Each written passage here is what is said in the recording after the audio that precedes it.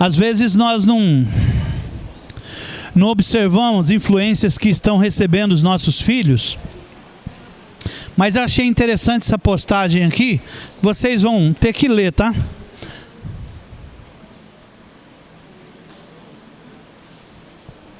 Fizeram uma pergunta ainda mais difícil para uma menina de 5 anos. Tem como enganar uma dessa aí, não? Dá para enganar uma dessa aí, irmão? Não dá, né? Será que alguma dessas ideologias pode bater na porta dessa menina e vai... Dificilmente, né?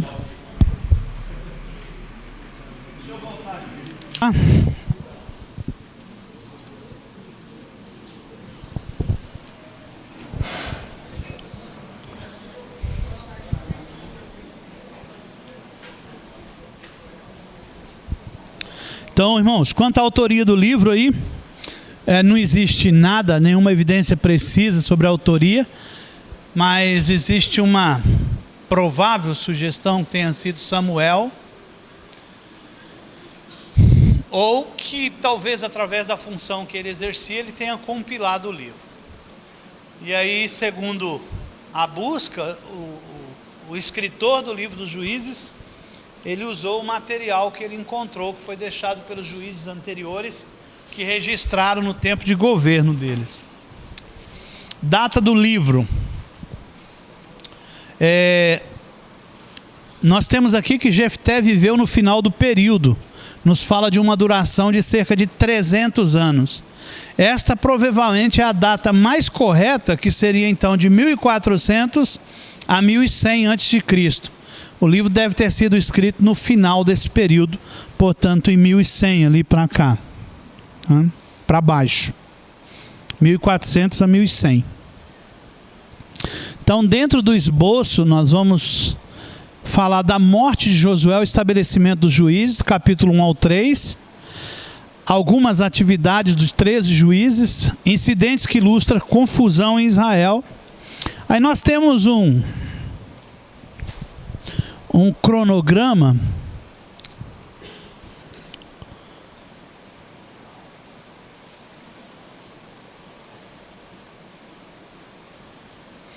O primeiro juiz foi Otoniel, escolhido juiz sobre Israel por 40 anos. E já havia num domínio da Mesopotâmia de 8 anos. E aí Israel serve aos moabitas por 18 anos. O segundo juiz, escolhido juiz por 80 anos. O terceiro juiz, Sangar, julga Israel por um breve tempo. Aí, de novo, Israel oprimido por Canaã por 20 anos. Aí Deus levanta o quarto juiz, que é Débora, que é a profetisa. E aí tem uma lista de 14 juízes e todas o tempo que ele julgou. Nós temos essa escala cronológica aqui que é interessante. Abraão, aproximadamente 1700 a.C., ou 2000 ali antes de Cristo. Os patriarcas todos viveram nesse período. Abraão provavelmente aqui perto de 1700. O povo no Egito de 1800 a 1500, né? Algumas traduções falam um pouquinho antes de 1800 aqui, porque esse período foi 400 anos. Aí sai do Egito em 1400 aqui, estabelece os juízes até 1100. Em 1000 o reino é unido, né? 900 o reino é dividido até 500, né? Aí tem o período do exílio.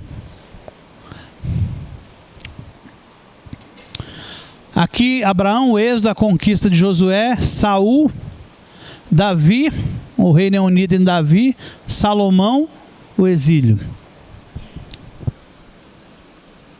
Então vamos lá mais um pouquinho. Josué não teve sucessor. Depois da sua morte, cada tribo passou a agir independentemente, né? Eles não trabalhavam junto mais. Cada tribo havia sido instruída a vencer seus inimigos e tomar posse completamente da sua herança. A nova geração que se levantou depois daqueles que entraram na terra não conhecia o Senhor e foram e adoraram outros deuses. E aí nós temos alguns deuses mais comuns dos cananeus, que era Baal, Astarote. Baal significa marido ou senhor.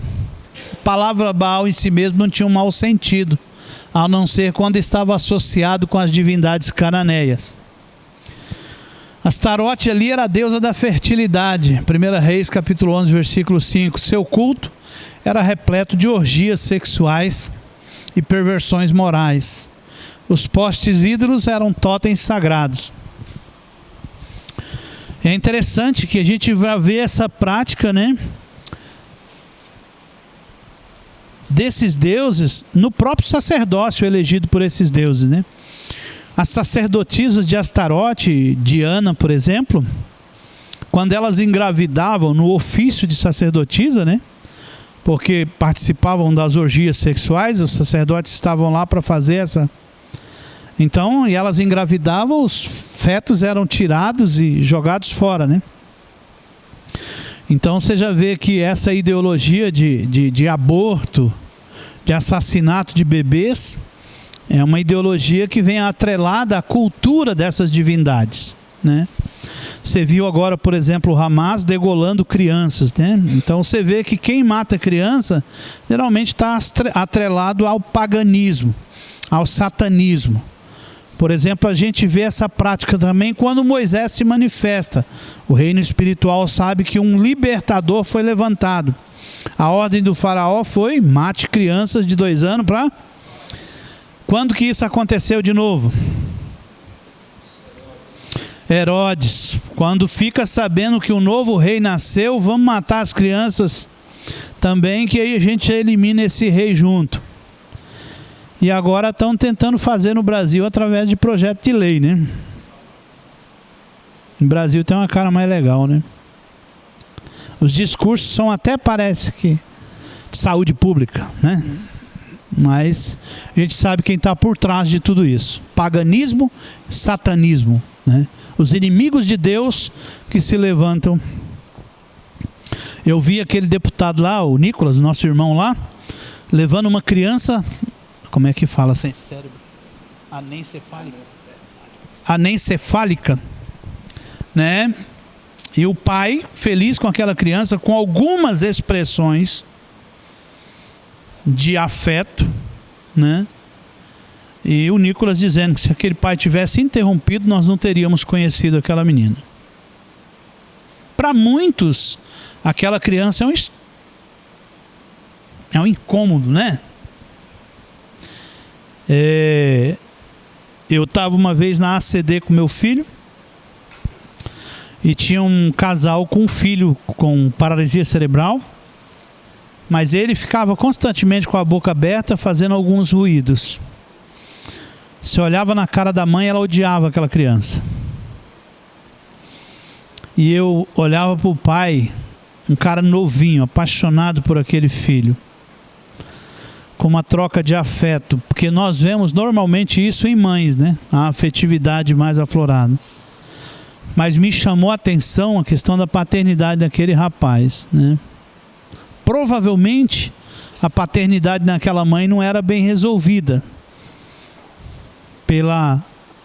o incômodo que aquela criança trazia para ela, mas o pai, engraçado como o olho daquela criança toda torta, toda atrofiada na sua musculatura, existia uma cumplicidade no olho dele com o olho do pai que cuidava dele com um amor tremendo.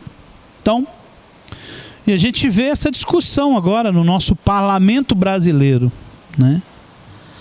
Atrelada a pessoas que parecem boas, que às vezes nós elegemos elas, né? Nós votamos nela. Então fica um alerta ao povo de Deus que talvez votem em representantes de Satanás. Não é isso? Então qualquer deputado que vota numa pauta dessa, pauta ideológica, sabe que ele é o nosso inimigo. Eu não estou falando da pessoa.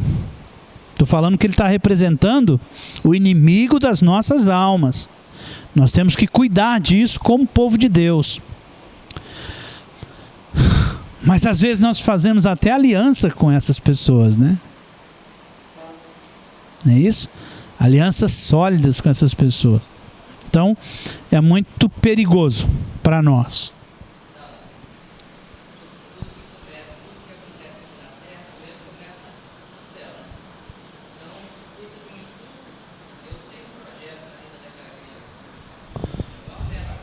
Não é um mero acaso.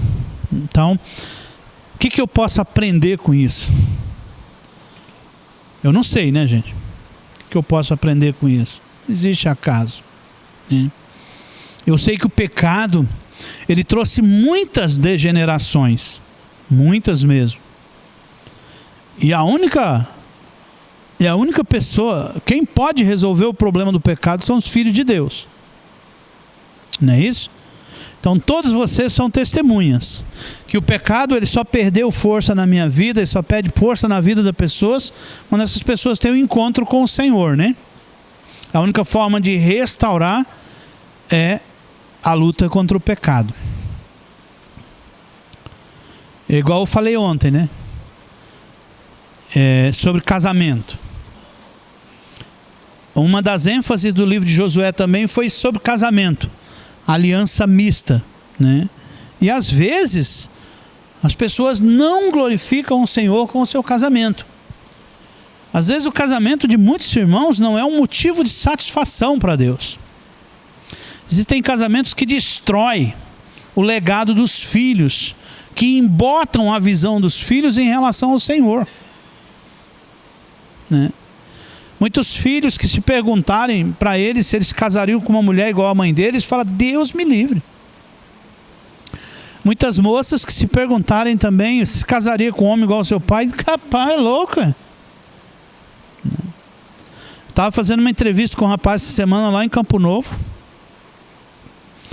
E eu perguntei, o relacionamento com seu pai é ótimo, bom, razoável? Ele falou assim, não tem pior não? Aí eu quase falei, a outra solução, a outra alternativa é se ele é falecido, né? Mas depois eu não falei não. Eu falei, não vou piorar o caso desse menino não, né? E aí você via, e da mãe também, odiava o pai e a mãe. E aí você via na cara dessa criança uma revolta terrível, sabe? Em relação a tudo. Eu fiz uma brincadeira com ele, ele já estressou comigo, sabe? Falei, não, eu sou seu amiguinho, é só brincadeira. Só que estou querendo desestressar você, né? Mas a gente vê isso, né? Então muitas vezes essas coisas estão disfarçadas, e aí nós nos perdemos no meio de tudo isso. Aquela coisa que eu contei ontem, por exemplo, a gente estava numa social lá em casa, e aí pediram para mim orar por uma moça que quer casar. É normal isso, irmãos? É normal. Moças que querem se casar é normal. Anormal é moças que não querem se casar. Porque o casamento e a família é uma das formas de manifestar a glória de Deus aqui na terra. Sim ou não? E aí, na hora que eu estava dando a palavra, todo motivado e querendo motivar a moça mais ainda, um irmão levanta e fala, ó, irmão, só que tem que ver, né, irmão? Porque assim, algumas liberdades suas você vai perder depois de você casar. Eu virei para a mulher do cara e falei assim, que liberdade você quer? Aí ele falou assim, você me compromete? Eu falei, não, mas você está dizendo que a minha esposa ela tem mais liberdade casada comigo do que da casa da mãe dela. Então qual liberdade que você precisa? Agora, o pecado, ele é um veneno para o casamento. Não é não? E geralmente a gente quer deixar a esposa, mas não quer deixar o pecado. E aí é um problema sério. E aí nós não glorificamos a Deus nos nossos relacionamentos, na forma como nos relacionamos com os filhos, com os nossos irmãos, né? E quando nós não glorificamos a Deus nesses relacionamentos, nós podemos estar fortalecendo o outro lado, porque aí nós criamos um combatente do outro lado. Irmãos, mas os nossos filhos muitas vezes podem ser vítimas do engano? Pode, perfeitamente. Eva foi enganada. Adão foi enganado pela serpente. Nós temos a irmã Helena Tanuri, né, que tem uma filha agora, que assumiu a homossexualidade. E quantas críticas ela recebeu pelo filho ter tomado um caminho diferente daquele que foi instruído no Senhor. Nós corremos esse risco? Sim, corremos esse risco, né? Existem escolhas que são feitas pelos nossos filhos que muitas vezes nós não podemos controlar. E a única forma de controlar os nossos filhos é através do amor. Se ele sabe que nós o amamos, nós temos 100% de garantia de que eles vão passar por isso. Não é isso? Não vem pela imposição e às vezes por um amor. Tinha também outros dois deuses que eram venerados em certos períodos, né? Como Camus e Moloque. Esses dois deuses adorados com sacrifícios humanos, principalmente de crianças. Os juízes foram levantados e estabelecidos pelo próprio Deus. Daí se costuma dizer que o governo nessa época era teocrático.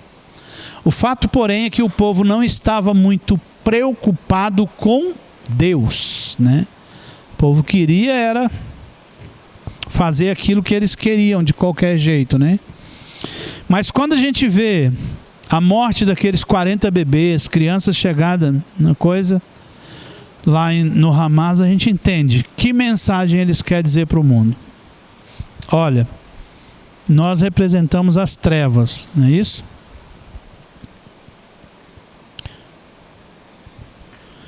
Antes de falarmos das atividades dos juízes, convém um resumo dos povos que eram vizinhos de Israel, aqueles que ainda habitavam no meio deles. Olha ali a lista. Cananeus era um grupo específico que habitava o norte, próximo ao mar da Galileia. Vocês viram no mapa. E aqui, todos esses Zeus aqui são inimigos ferrenhos do povo de Deus, né? Jebuseus, Amorreus, Ferezeus, Eveus, Eteus e os Girgazeus. E aqui também tem alguns outros inimigos de dentro, né? Os midianitas, descendentes de Abraão, os amonitas, que eram descendentes de Ló, que passaram a trair o seu povo, né? Os moabitas, que também era descendente de Ló. Amon, Moabe são os filhos das filhas de Ló com o pai. São frutos de uma relação incestuosa, que nós vimos lá no Gênesis lá. E aí geram dois povos que são inimigos de Deus. Constantemente você vê Amon e Moabe se juntando a outros povos para lutar contra o povo de Deus. E aí nós temos os amalequitas, que era uma tribo nômade que Moisés ordenara que fossem destruídos, e os filisteus, que foram um entrave na vida de Israel. Todos esses 12 povos oprimiram a Israel em tempos diferentes. Então, um saía da opressão, o outro entrava. E aí Deus levantava um juiz diferente.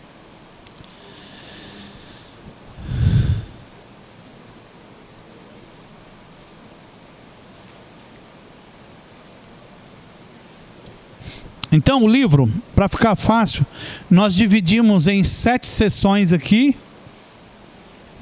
De fracasso, servidões e livramento. Houve 13 juízes nesse período, mas parece que alguns deles apenas julgaram Israel, não livrando de nenhuma opressão específica, né?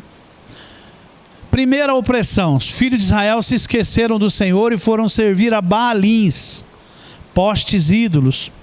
Então a ira do Senhor se acendeu e os entregou nas mãos dos mesopotâmios. A opressão durou 8 anos, né? Os filhos de Israel clamaram ao Senhor. E este então se levantou, Deus levantou Otoniel para libertá-los. Otoniel era sobrinho de Caleb, primeiro juiz de Israel, 40 anos. Segunda opressão, novamente, isso aqui é muito repetitivo, sabe? Por isso eu vou passar rápido. Os filhos de Israel fazem o que é mal aos olhos do Senhor, e este permite que os moabitas era um povo que era da descendente de Ló. Então oprimiram a Israel juntamente com os amalequitas, a opressão 18 anos. Os filhos de Israel clamaram em seguida, clamaram ao Senhor, e o Senhor levanta Eude para livrá-los. Eude era homem canhoto da tribo de Benjamim, e diz que depois dele houve paz durante 80 anos sobre a terra. Logo em seguida aparece o nome Sangar, que feriu os filisteus com uma aguilhada de bois. Parece que Sangar e Eude vieram na mesma época. Terceira opressão. Apesar de Débora aparecer em cena como profetisa que julgou Israel, em Hebreus é o nome de Baraque que aparece na lista de heróis. Entretanto, Débora certamente tinha fé para entusiasmar o povo e influenciá-los para se livrarem da opressão dos cananeus, que já havia 20 anos. Então, essa questão da influência, ela é muito importante, né? Você vê crianças na Palestina tratando Israel como o inimigo, não é isso? Por quê? Porque elas foram doutrinadas. Então, quando não existe influência, né? Então os nossos filhos podem aprender conceitos errados sobre os nossos inimigos. Não é isso? E às vezes nós falamos, o que tem? É tão bonitinho, tão legal, né? E aí a gente vai deixando. E essas influências vai tomando a vida das pessoas. Quarta opressão. Os midianitas tiveram Israel sob escravidão por 7 anos. E nesse período foi tamanha a opressão que o povo tinha que esconder seus mantimentos em covas e cavernas, porque cada vez que eles colhiam, vinham os midianitas e os amalequitas e outros povos do Oriente e tomavam os mantimentos. Tudo isso aconteceu porque mais uma vez Israel se afastou dos caminhos do Senhor. No verso 8 nós temos, no capítulo 6, vemos Deus enviando um profeta antes de Samuel. Não existe nenhuma evidência de que o ofício de profeta fosse estabelecido. Entretanto, Deus sempre separa alguns fiéis. Então aqui nós temos a batalha de Gideão contra os midianitas. É a das mais fascinantes histórias da Bíblia, né? Gideão com 300 homens. Deus fez uma seleção aqui, derrota um exército que, segundo a narrativa, era inumerável. Depois da grande vitória, o povo procurou fazer que Gideão o seu rei, mas ele recusou. Gideão julgou Israel 40 anos, durante os quais houve paz. Então, aqui nós vemos uma palavra interessante, né? Recusar a liderança, recusar o chamado, né? E aí você recusa e depois vê as pessoas sofrendo, né? Você não toma decisão, não toma posição e vê as pessoas que precisavam de você sofrendo. A quinta opressão, capítulo 8, versículo 33 e 10 e 5. Pela quinta vez vemos o povo cair em idolatria. Quase imediatamente depois da morte de Gideão, o povo tornou a se prostituir adorando os Baalins. Um juiz governava 40 anos, que é o período de geração, e a geração seguinte se esquecia de Deus. Então, os que nasciam não eram instruídos. A falta de liderança gera falta de liderança. Não tinha escola do discípulo, não tinha curso de teologia. Também não jejuavam no domingo. Legal. Então, assim, você viu os filhos nascerem e já pegaram o caminho tortuoso, né? Isso é que é difícil. A sexta opressão. Na sexta apostasia, encontramos Israel em estado pior que os anteriores. Pois diz que foram e serviram aos Baalins e Astarote, os deuses da Síria, de Sidom, de Moabe, de Amon e dos filisteus, ou seja, Camus, Moloque e Dagon. E aqui nós vemos que vai se aprofundando, né? De ver um filho de Deus, por exemplo, pegar o seu filho e colocar nas mãos de Moloque como sacrifício, né? Deus se irou com Israel e permitiu a opressão pelos amonitas e filisteus. Temos aqui um fato interessante, onde os filhos de Israel clamaram ao Senhor e o Senhor se recusa a ouvi-los, mandando que busquem ajuda de outros deuses. Estressei. Acabou. Morram. Deus faz isso, irmão? Não fez.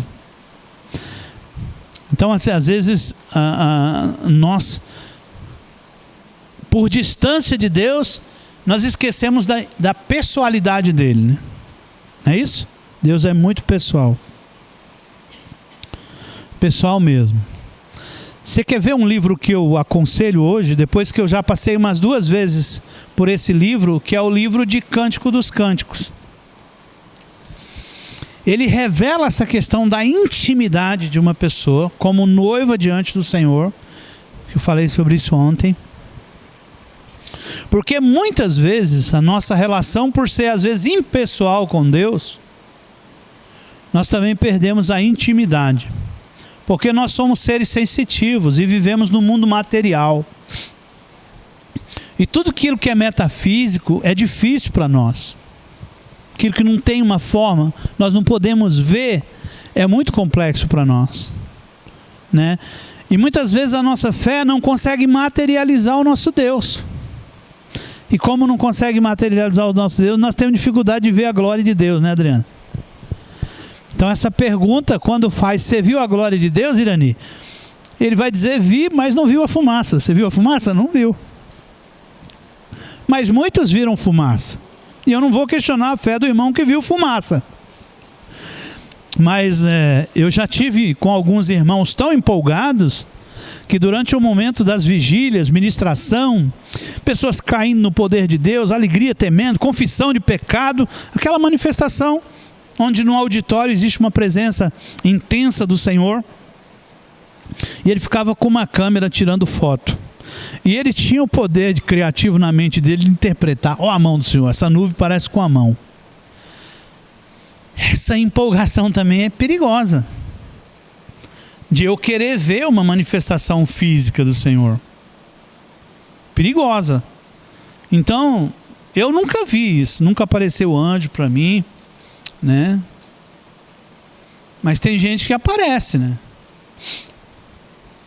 Tem uma moça mesmo que ela estava firme na célula, um compromisso com o Senhor.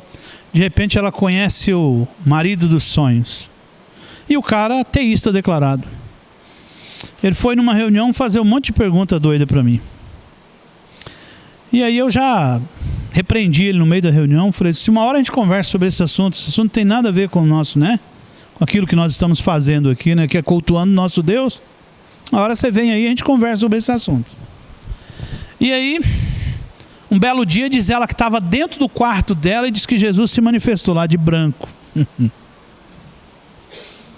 E aí diz que Jesus falou para ela assim, olha, esse rapaz não é a minha escolha. E a Maria o Exalto sabe disso. Falei, agora lascou, né? Jesus falou que eu sei, né? E a pessoa chega lá apaixonada, com 5 pneus arriados, né, até o step, pela pessoa e fala, ai, você sabe. Falei, faz tempo, né? Não precisou ninguém dizer, só olhar para a Bíblia, diz que não existe. Chorou, oramos.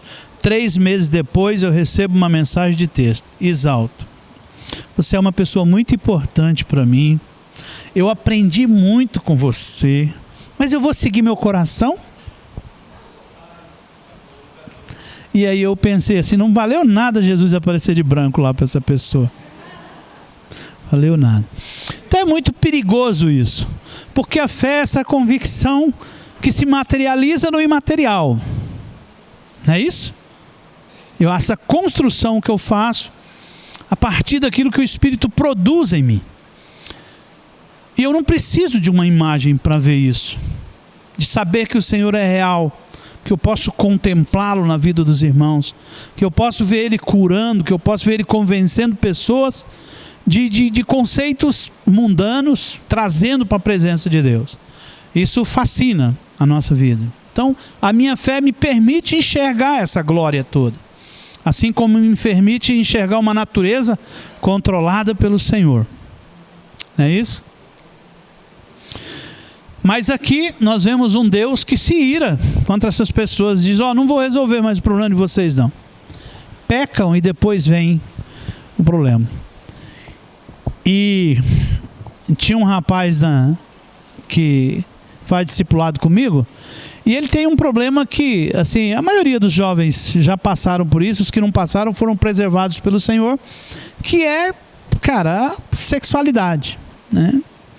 a fornicação, o sexo antes do casamento. E aí pega uma, pega outra, pede perdão para uma, pede perdão para outra. Um dia ele chegou lá em casa. Quando eu li o texto em Tessalonicenses que Paulo fala que Deus é vingador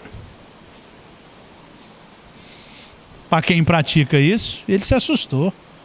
Nunca vi essa frase, Deus é vingador. Então tem uma consequência para isso, né? O texto diz claramente que Deus é vingador.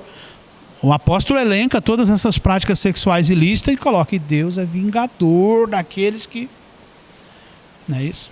Então, às vezes, nós estamos aí enredados no pecado sexual e aí não entendemos que Deus lá na frente vai trazer a fatura e falar, olha, aqui diante de você, a sua fatura. E eu sou testemunha contrária a você.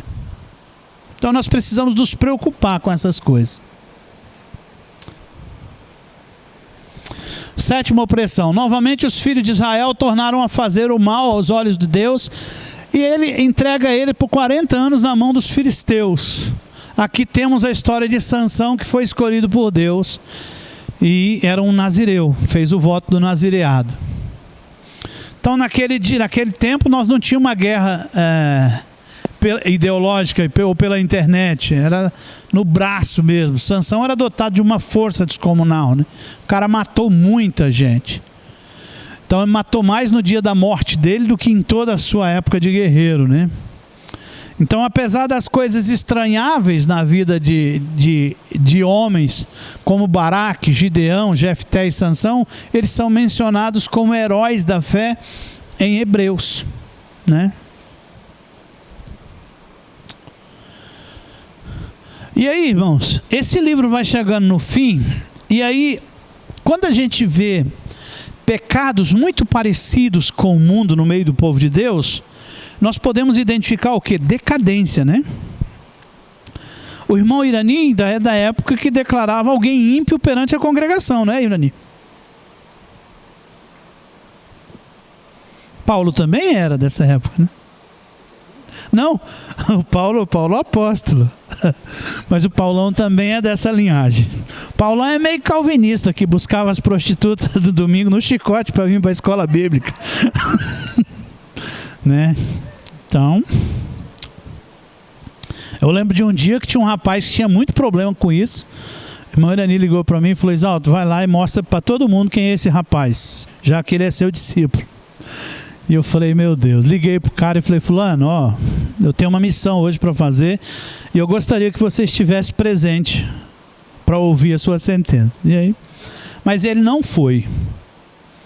Mas aí ele ficou meu inimigo até o dia do concerto. Mas ele entendeu. Declarar ímpio, declarar uma pessoa ímpia publicamente, mas Exalto, onde está a graça de Deus? Mas aí a gente vê Paulo escreve aos Coríntios, né? E ele diz assim, olha, nós ouvimos dizer, não estou presente aí, mas estou ouvindo dizer que existe no meio de vocês práticas semelhantes ao mundo. Tem alguém que transa com a mulher do pai, com a madrasta. E Paulo manda a sentença, declara o cara ímpio, né? E diz o quê?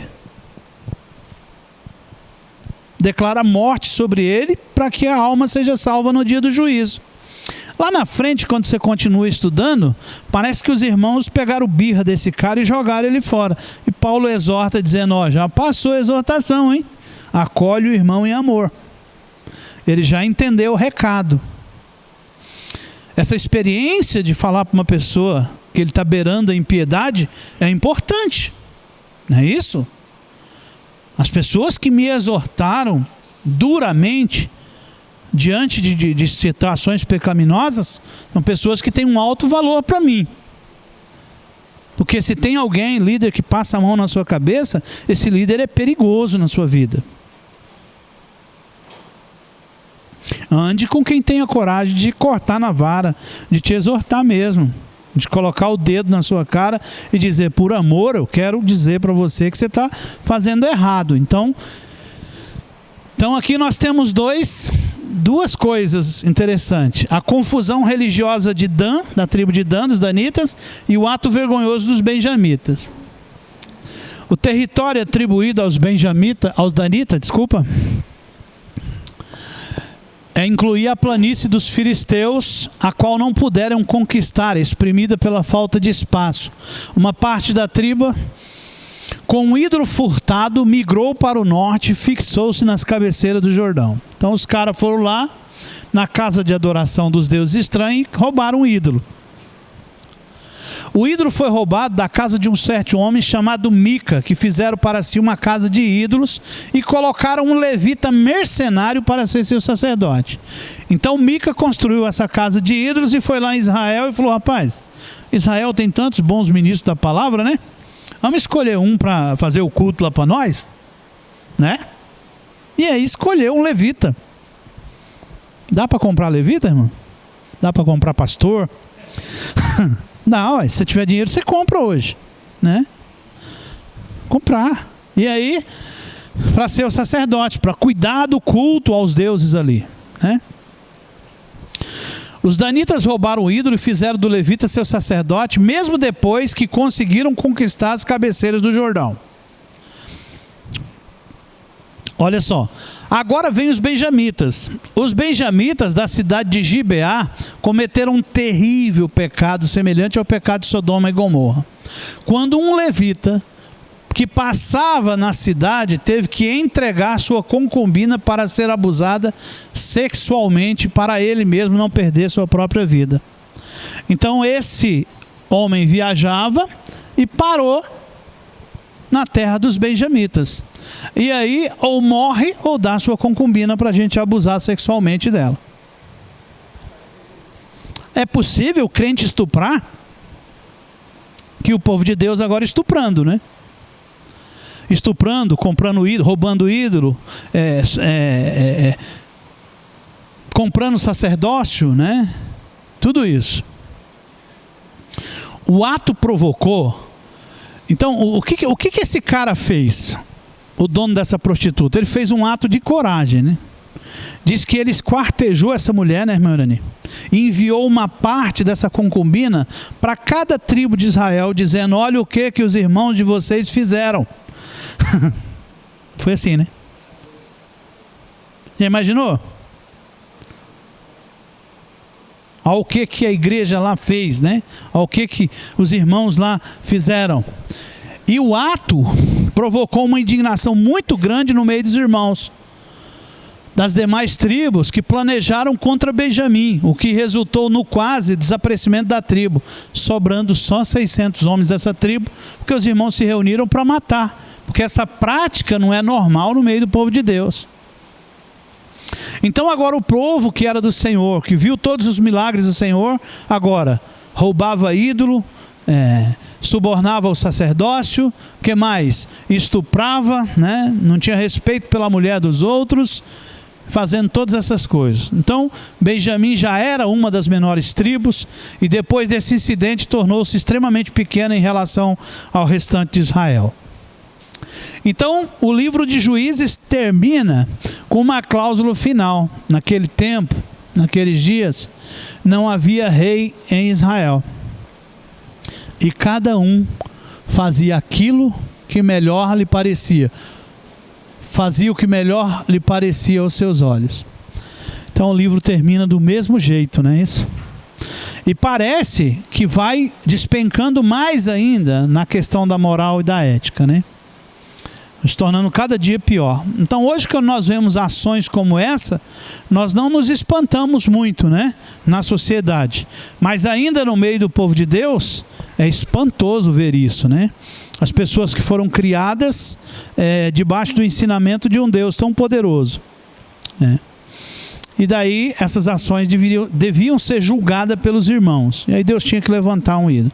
Mas aqui eles tiveram que cortar na própria carne, né? Reunir os irmãos para matar os irmãos por causa da ação criminosa, da ação pecaminosa de dentro de casa mesmo. Tinha que fazer a limpeza dentro de casa. Os juízes eram levantados para quebrar os postes ídolos, né?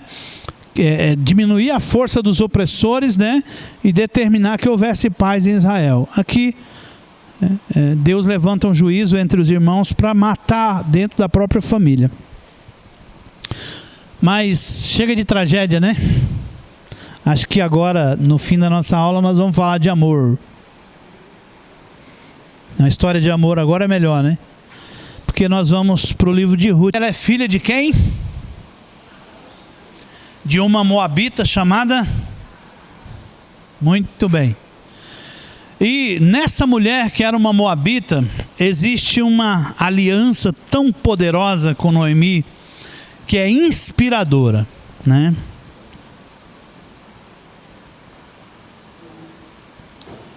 Quando a gente ministra cursos para noivos,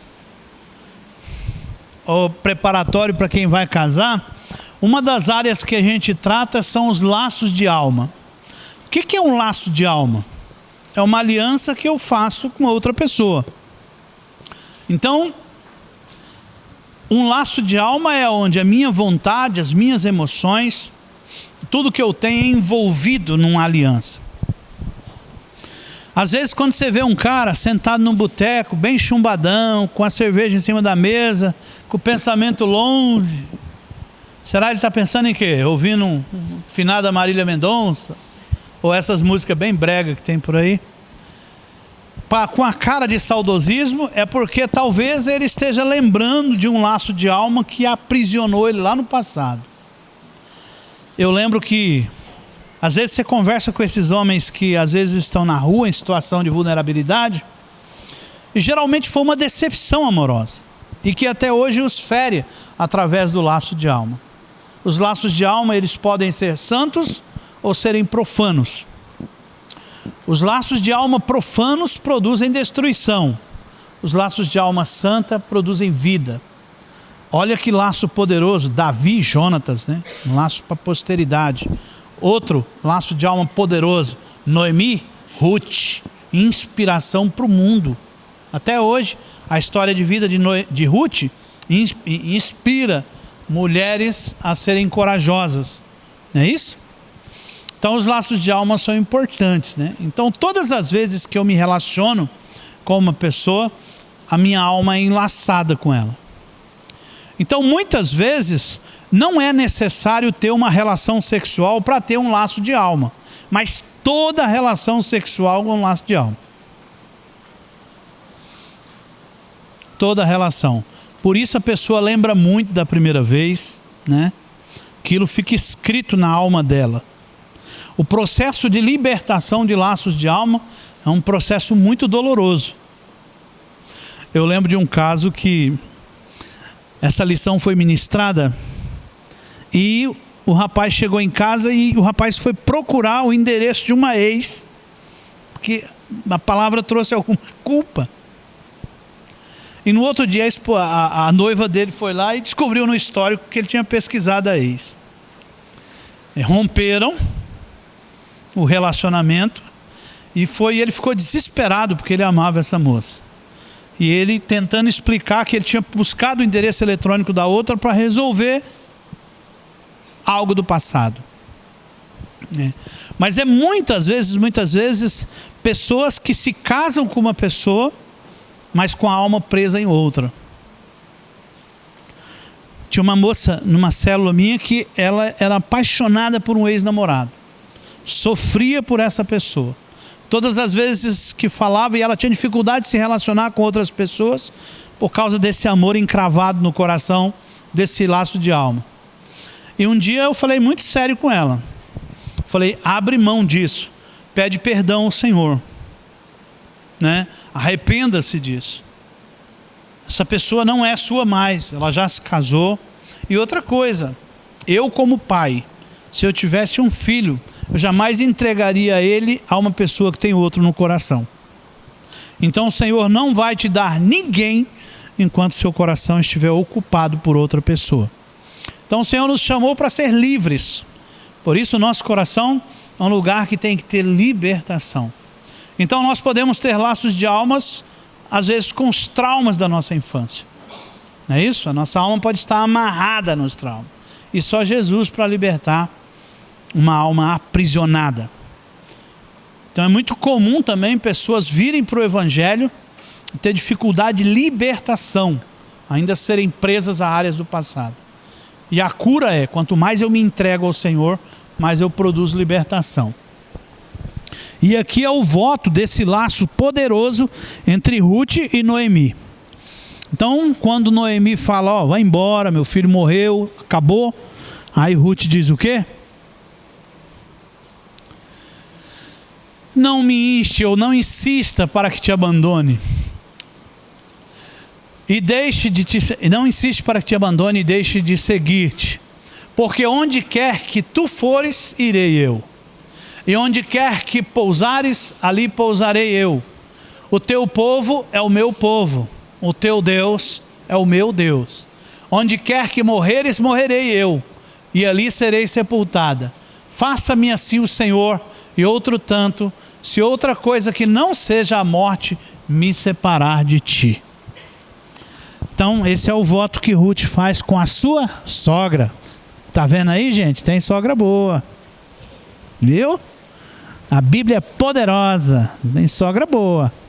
Por isso está proibido contar piada de sogra. Né? E aonde que acontece essa história, gente? Nesse período turbulento dos juízes. Tem amor rolando no ar, né? Por mais que existissem tragédias, mas tinha alguém vivendo no sobrenatural de Deus. Então existem claras implicações da obra redentora de Cristo no livro de Boaz. No livro, né? Boaz, o parente remidor, aponta para Cristo. Ruth representa aqueles que entravam na nova vida pela confiança nele. Então Ruth é um dos símbolos da igreja. Então, no meio da turbulência do livro dos Juízes, nós somos impactados aí com uma história de vida doméstica, de amor, de cumplicidade, de aliança. Então Ruth era uma moabita. Nós sabemos que a descendência deles era casada com um israelita que vem a morrer. Depois de algum tempo, Ruth casa-se novamente com outro israelita, chamado Boaz, e vem a se tornar a bisavó de Davi, o maior rei de Israel. E aqui nós temos uma clara implicação de que o Senhor é um Deus de graça, não é isso? Esse povo aqui, os moabitas, eles foram proibidos de cultuar o Senhor no templo. E agora aqui nós vemos Ruth, através da fé, entrando numa aliança com o povo de Deus. O livro recebe o nome da sua personagem principal, Ruth, né? A palavra Ruth significa amizade. Então o livro é uma estranha que buscou ao Senhor, conseguiu achar em Deus graça, bondade, tamanhas que chegou ao mesmo ser exaltada, alcançando privilégios e honras. Então, quando nós vemos a ordem clara do Senhor em não fazer aliança com incrédulos, por outro lado, aqui nós temos uma outra aliança, né? Que mostra o contrário, que mostra a graça do Senhor. A outra vez que a Bíblia nos fala disso, perdi agora o texto.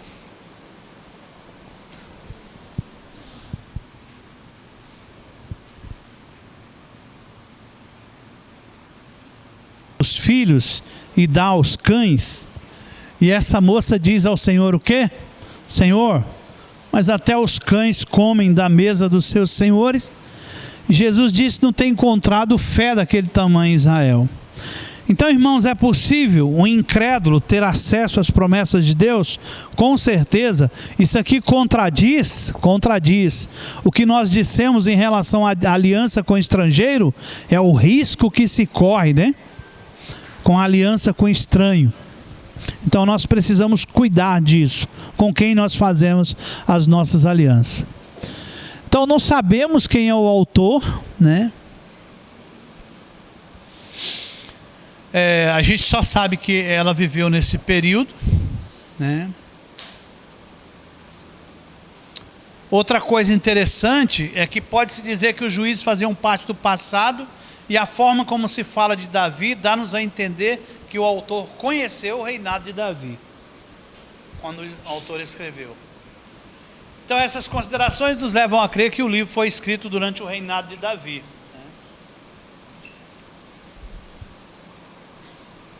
A história narrada do livro aconteceu na época dos juízes. A data que foi escrito, como já dissemos, deve ter sido nos dias do reinado de Davi. Então, entre 1400 e 1100, Davi 900. Então, demorou algum tempo para o autor contar essa história ou escrever essa história. Então, a gente divide o livro também em 3 tópicos, né? Para ficar melhor a compreensão. E aqui, a primeira parte, o capítulo 1, diz que Noemi volta com Ruth. No 2 ao 3, ela conhece o Boaz, o seu remidor. Capítulo 4, ela se casa com Boaz. Então, vamos entender essa história? Elimeleque era de Belém, não é isso? E parece que ele estava vivendo uma crise financeira, né? Parece que tinha tido muitos prejuízos com os seus rendimentos. E ele decide ir para onde? Para Moabe, não é isso? Procurar oportunidade, né? Durante muito tempo os nordestinos foram para São Paulo, né? E às vezes nós vemos pessoas indo para outras nações buscando melhora, não é isso? E vai para lá, para Moabe, um israelita. E lá nas terras, né?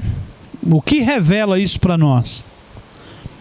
Se o Senhor está conosco, onde nós estamos plantados é o lugar da provisão de Deus. Então não tem crise onde o Senhor está estabelecido. A frase do irmão Irani: o céu não tem crise.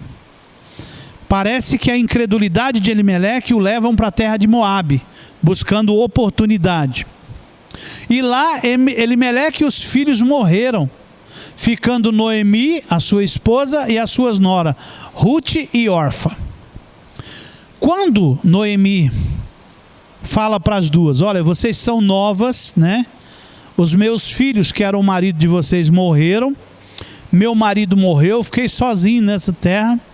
Eu estou abrindo mão do direito que eu tenho sobre vocês, e vocês podem fazer a vida de vocês, né? Podem casar-se novamente, uma vez que são viúvas. Então Orfa atende esse pedido, né? E vai embora. Mas Ruth decide ficar com Noemi. Essa atitude demonstra que Ruth preferiu Deus, deixando Moabe para trás, que aqui tipifica o mundo. Vamos lá. Quem era Boaz? Boaz era filho de Raabe. Gente, aqui é um erro. Tem um erro gravíssimo aqui. Então, a Ruth era uma moabita. Boaz é que era filho de Raabe. Eu coloquei errado. Raabe era a prostituta cananeia de Jericó. Mateus capítulo 1, versículo 5. Assim, a bisavó de Davi era moabita e o bisavô era meio cananeu. Isso mostra a intenção de Deus de salvar todos os homens. Deus não era patrimônio israelita. Nos capítulos 2 e 3, nós vemos o encontro de Ruth com Boaz. Ruth colhe espigas no campo de Boaz, parente de Elimeleque, seguindo o conselho de Noemi. Ruth pede a Boaz que seja seu remidor. Nós sabemos que Boaz não tinha a obrigação de remir Ruth, porque parece que tinha um remidor que era um parente mais próximo. Então esse cara estava na vez, né? E Boaz não tinha nenhuma obrigação de ser o remidor de Ruth. O que era ser remidor? É isso que nós vamos aprender nesse livro.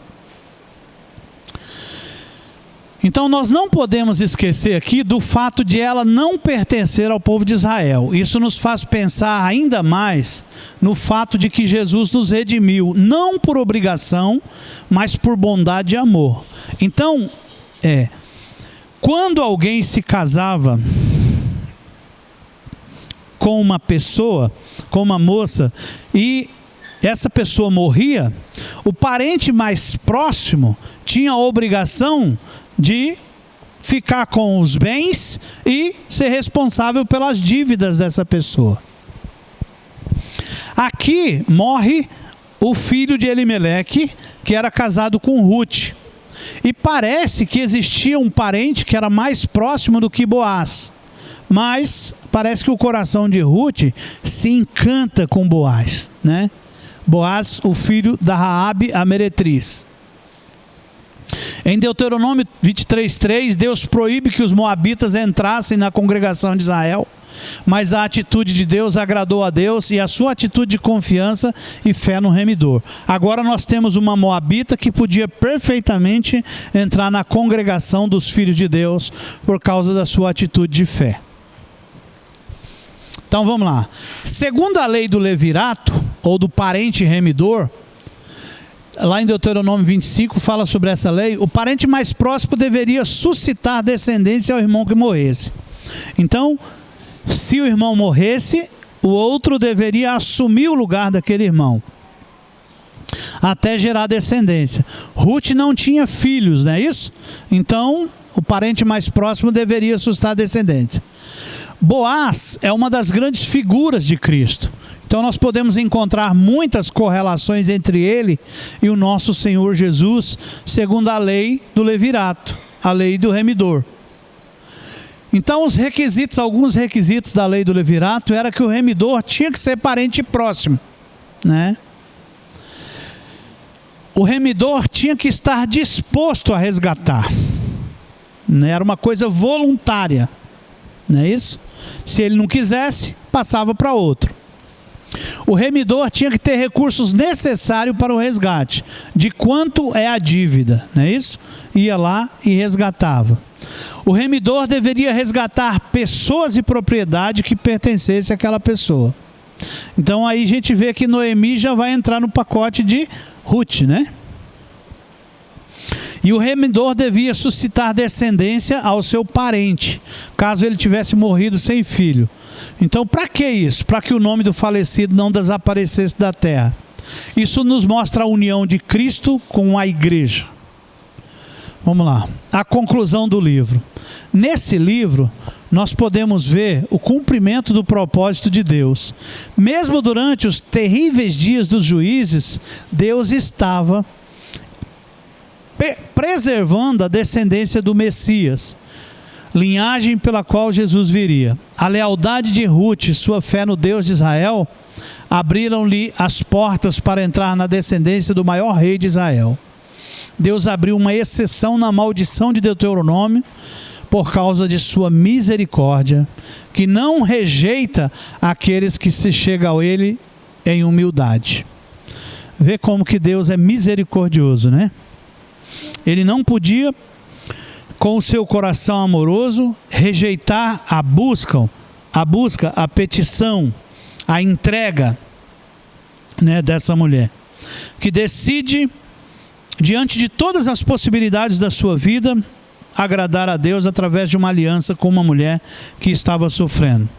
A vida de Noemi é uma vida muito difícil. Noemi perde de uma vez toda tudo. Primeiro, o prejuízo financeiro em Belém, o que faz eles mudar para Moabe. Depois, a morte dos seus filhos e do seu marido, a segunda perda. Então Noemi vai entrando no declínio espiritual total. Só que é uma mulher que não perdeu a fé, não é isso? Talvez um erro do marido, uma tomada de decisão errada, por não crer em Deus em Belém, e ter se sujeitado a ir para a terra de Moabe.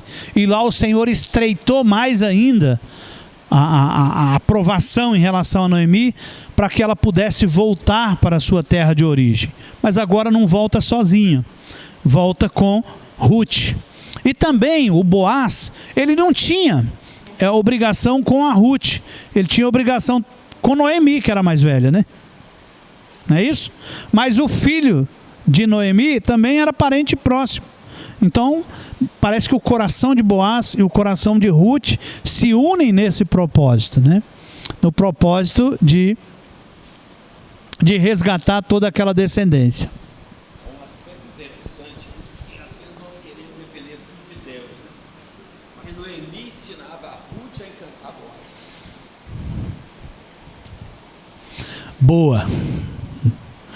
Então Noemi dava as estratégias. Você vai por aqui, você, né, leva uma água gelada naquela moita, não, né?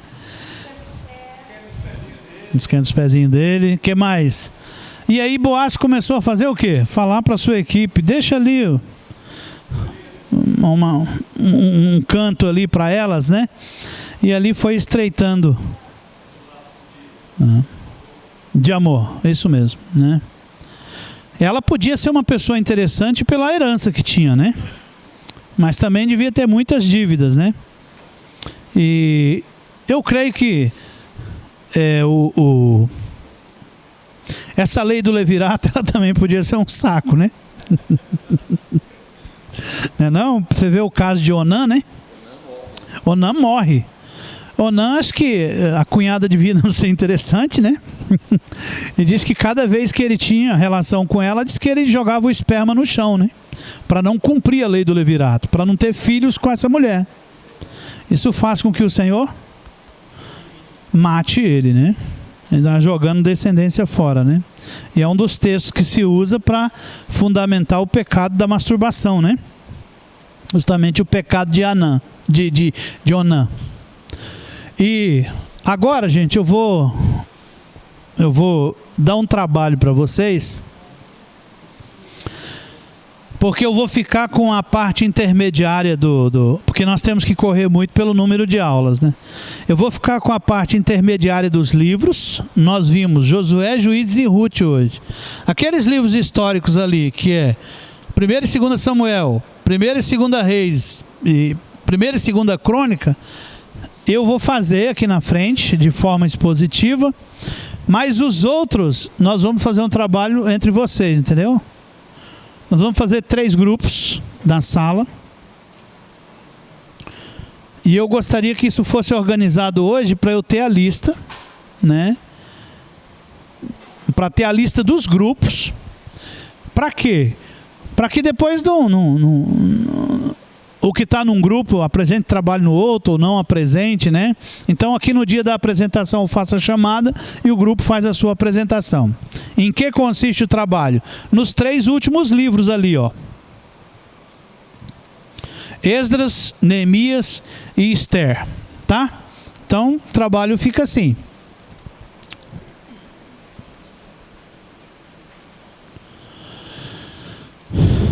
Três grupos. Os grupos apresentarão um resumo sobre os livros de Esdras, Neemias e Esther. Os requisitos para nota: conteúdo, 2 pontos, slides, 2 pontos, apresentação, 2 pontos, tempo de apresentação para cada grupo, 20 minutos. E também vai ter 2 pontos. Aí deu 8 pontos, né? E aí, mas eu vou diminuir isso aqui.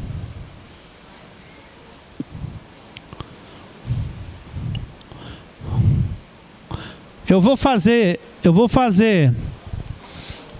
esse valendo 10 e uma avaliação final valendo 10, pode ser? Né? 10 para cada grupo e uma avaliação final valendo 10. Aí as avaliações diz que não são muito fáceis, né? Então vocês capricham no 10 do trabalho, porque depois só tirar um 6 aí que fica com média 8, fica com uma nota acima da média. Então nós podemos fazer agora essa montagem dos grupos. Então nós vamos formar 3 grupos e aí nós vamos fazer o sorteio dos 3 grupos agora.